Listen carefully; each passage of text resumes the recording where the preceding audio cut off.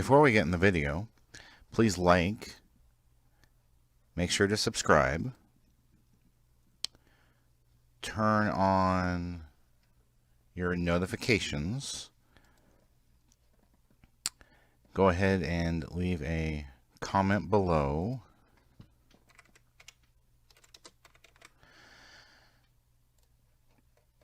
and click on the How You Can Help, which brings up the Family Friendly Game website and gives you lots of ideas how you can help us.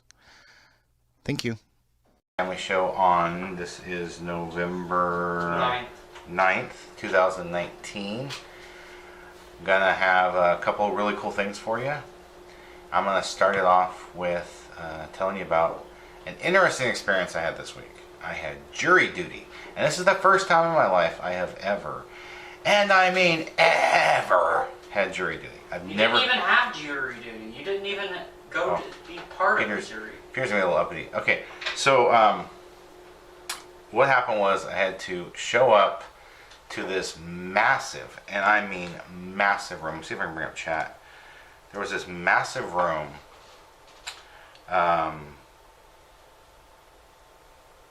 where there was 400, maybe 500 people there. And they went over all of this stuff for about an hour and a half, over about how it works and how long you're going to be there and where you can park and where you can't park. If you park here, they're going to just block you in and keep you there, and you'll have to stay until they decide to leave. They're not going to write you a ticket there. They're just going to block you in and keep you there all day. So it was a wonderful experience at the beginning. And then they started threatening us. They said, if you are not wearing the right clothes, contempt of court, that's a $50 fine and 10 days in jail. And if you speak when you're not supposed to, when you're not talked to, or you're not supposed to be speaking, that's contempt of court, and that's going to be a $50 fine and 10 days in jail. And if you do all these things, it's bigger crimes. They said, don't be posting on social media about the trial. And if you know the person, you have to answer honestly that you know the person, because there was some lady who knew somebody, and she posted on Facebook that she told them, hey, I got your back, you're going to be okay. And the judge found out about it, and of course, she went to jail, and it was more than 10 days. And I was like, wow, this is like crazy. I mean, lots and lots and lots and lots and lots of threats to us. They were threatening us constantly, consistently, for about an hour and a half. And then two judges come out, and they say, you know, the entire courts are dependent upon you, the jury. If you weren't here, then we couldn't do any cases. And because you're here, lawyers are talking, and lawyers are trying to come up with solutions without going to a jury because you're here. And we're like, okay. And then they said, if you don't want to do jury duty, then go talk to any member of the military, anyone who served in the military, any family members of dead military members, and you're spitting in their service. I was like, wait, hold on. I'm a disabled war veteran, so I've already served. And they said, here in Memphis, Tennessee, you only have to serve 1 week every 10 years, right? And we'll get to how much I actually did serve. As Peter had kind of mentioned earlier, mine was pretty light, thankfully. But again, as a disabled war veteran, I'm like, I already gave 4 years. So how many decades will it take? Well, you know what? It'll take multiple lifetimes to get up to my 4 years if people are doing a week every 10 years. They won't even get close to my 4 years. So I was like, I already served. And when I got out of the military, I asked for one thing. I was like, don't recognize me, don't clap for me, don't thank me. Just don't make me serve anymore. That's it. That's all I wanted. Just no more service. That's all I asked for. Obviously, that was too much. So they told us the first people they call out was for grand jury, and they said if you knew how short you could serve on a grand jury, then everyone would be volunteering for it. I was like, maybe I'll get called to grand jury. And that didn't happen. So they called out all these names, and I wasn't one of them for grand jury. Then they said, at 201 Poplar, we have a criminal case, District 9.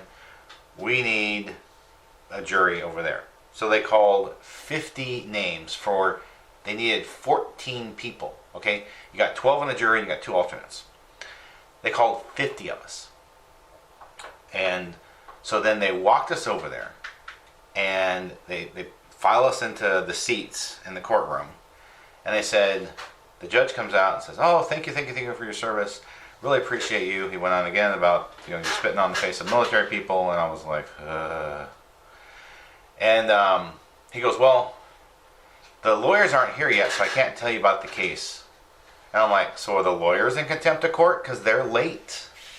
Or did someone poorly plan this by calling us before they needed us, right? So he goes, okay, it's 11 o'clock. You're going to have a 2.5 hour lunch. Come back at 1:30. You have to be here at 1:30 or you'll be held in contempt of court. Thank you. Wonderful.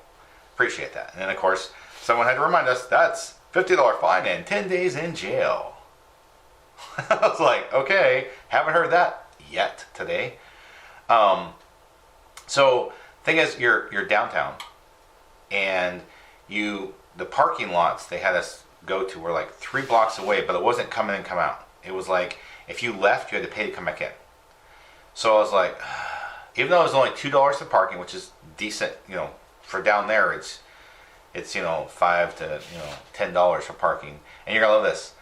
In a month, I will get paid $11 for my 1 day of service. Yes, they pay you $11. Now, thankfully, my employer still pays me for it's like a state law that they have to pay us anyway. So I still get paid my normal salary from the day job, so that's cool. But I'm like, there's nowhere to go. And so I went down to a Subway. I ate my lunch because I brought a lunch. I ate my lunch. And then I was like, okay, now what do I do? And I walked around the halls for a bit.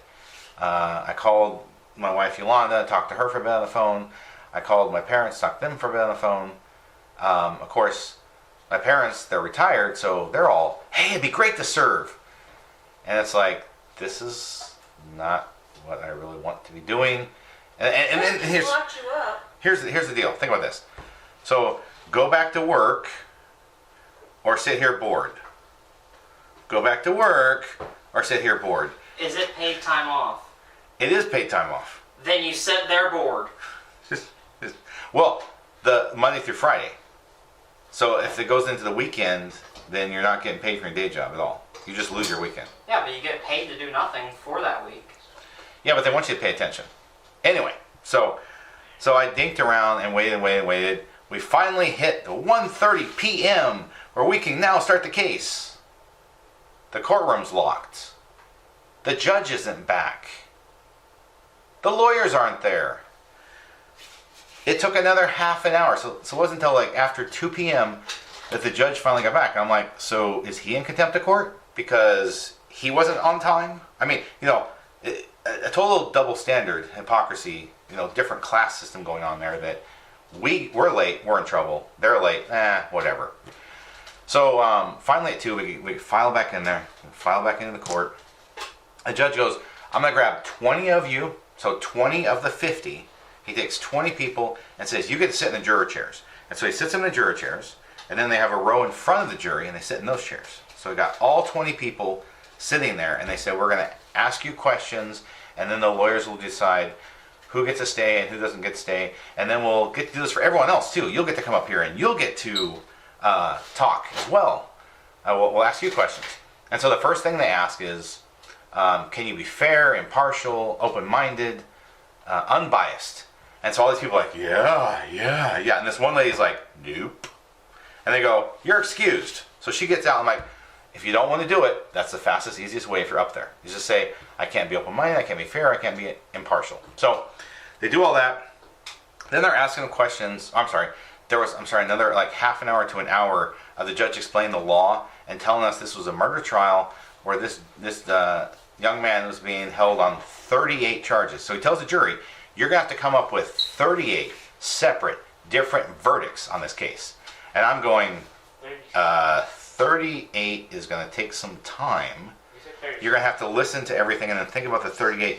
I was like, oh my goodness, this will be a nightmare. That's an extremely bad idea. What? Because the double jeopardy law, if you get them on everything at once. Well, we'll get in the end, I'll tell you actually what happened. Someone told me yesterday. So they do that. They're asking questions, and then they're asking, like the prosecutor's asking questions like, So anybody have children? Yes. Anybody have 2 or more children? Yes. Well, what happens if something breaks in your house and both child says the other one did it? Who can you tell is lying or telling the truth? And I said, I'm sitting there going, if that's what this case is about, then I have to discern who's lying, who's telling the truth, and they're giving opposite stories. This sounds like a tangled mess. It gets even worse when the defense attorney gets up and he goes, have you ever lied for a sibling? Have you ever lied for someone you cared about? And I'm going, okay, so now your defense is he lied to protect someone else, but they're like, who's lying, who's telling the truth? And I'm going, I actually honestly had a throbbing headache. I was like, oh, this is so bad. Because I don't, and honestly, I look at the guy, right? And I'm like, I look at him and they introduce him, I'm like, oh, he's innocent, he looks fine. And then they read the 38 counts and I'm like, he's guilty. Fry him. And so I'm going, you know what? I'm not obviously an open-minded person on this, and I'm wishy-washy. So you don't want me. But so anyway, then the defense attorney, he's asking questions. He goes, who's heard of this case? And they're all, no. And then he turns to the 30 of us out in the audience, and he's like, have any of you heard of the case? The whatever shooting, the Zodiac Park shooter. And I'm like, I have. I've heard of it. And so he goes, what'd you hear about? Oh, the Ben Ferguson radio show. He has a Memphis crime report every day. And this other guy's like, oh, I heard of it too. And so they're like, what's your name? I give them my name. And I watch them put this big X on the sheet where my name is. They don't want me. However, after the lawyers kicked people off, or excused people, they decided, we have a jury. And then the judge tells us, y'all can go home today and then go back to your jobs tomorrow. You're excused. Your jury duty is done. All the juries are full. And I was like, okay, so that's my jury duty story. And now Yolanda is going to come and do some cool stuff.